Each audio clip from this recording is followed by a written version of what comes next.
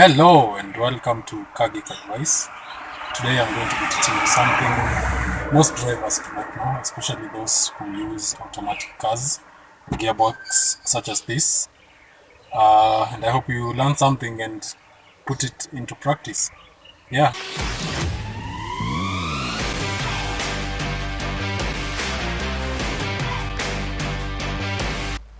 So this is all about engine braking.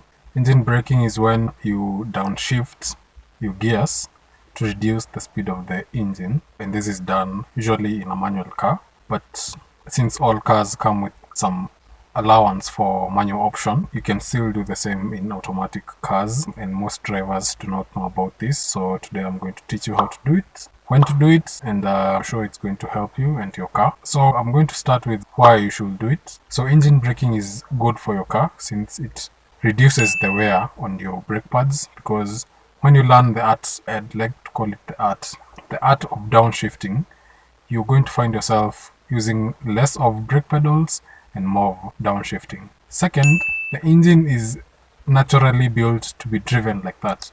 That is why all cars, irrespective of automatic or manual, will come with an allowance of manual car.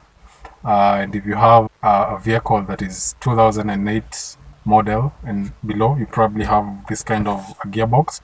So today I'm going to only deal with this kind of a gearbox, and then maybe in other videos I'm going to do a car with pedal shifters and a car with a gearbox that you can shift all gears in its manual mode.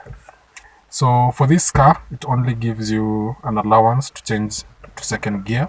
So in this car, typically you're downshifting using the second gear only.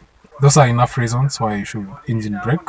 Downshifting is also important because, for instance, if you have just slowed down at a bump or you are overtaking a vehicle, you need to rev your engine properly. So you're going to do that by downshifting and pulling out at a lower gear, which is going to be more fuel efficient for you. Pulling out at a lower gear is more fuel efficient rather than pulling out at probably say gear number 3 or gear number 4. And so I'm going to show you how to do it. So as I said, this gearbox is pretty old. It's a 205 model, so it only gives you an option to go to gear 2. With this kind of a gearbox, you have to be a bit careful because it only gives you the option to go to gear 2. In other cars, you go from 6, 5, 4, 3, 2, 1, which is how you're supposed to do it. But for this kind of an engine, you can simply do it by shifting it to second gear. You need to do downshifting in this car at a lower speed. For this car, I have done some few tests and I've realized that the best speed to do downshifting in this kind of a gearbox is at around 70 kilometers per hour to 60 kilometers per hour. That is a good speed for you to downshift. And if you are a fast learner, you can downshift to second gear and then upshift to that gear if you are at a very high speed. But for the safety purposes, you'd rather just get used to downshifting at 70 kilometers per hour. And the car will automatically shift to the second gear and you will actually feel the engine breaking down. For instance, if you are approaching a bump at a speed of 80 kilometers per hour, you need to downshift to second gear for this kind of a gearbox.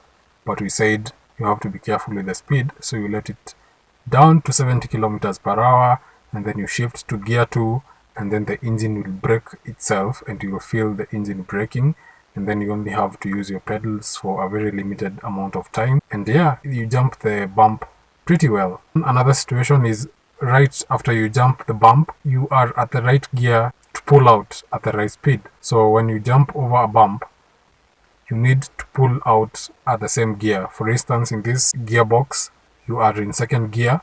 So when you're done with the bump, you rev the engine and you upshift as the revs go up, and it is very efficient. It is actually very satisfying when done well. The other instance is probably when going down a hill. When going down a hill, many drivers will just apply the pedals to reduce the speed, but you need to be a smart driver, you need to be an efficient driver, so you just simply downshift, and when you downshift, the engine will do all the braking. The engine will reduce the speed, and you only need to use your brake pedals only when you need them and for a very limited amount of time. those are the several instances where you engine brake. But of course, I said once this art of engine braking is in you, you're going to be using it in very many instances. It took me 10 years to learn this small secret about this car, because I used to go up a hill with this car, and I'd be very disappointed at the low speeds at which I'm driving at. But there's a small trick down the sleeves where you just simply downshift. For instance, in this kind of gearbox, you just go down to gear 2 when going up a hill, and the car will just rev itself properly and efficiently. So yeah, that's it. I hope you have understood all that I've said. So that is it for today. Thank you for watching this video.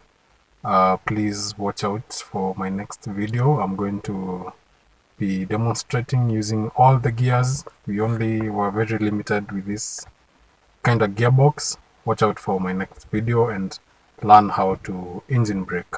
Thank you for watching the video. Please don't forget to subscribe to Car Geek Advice. Till next time.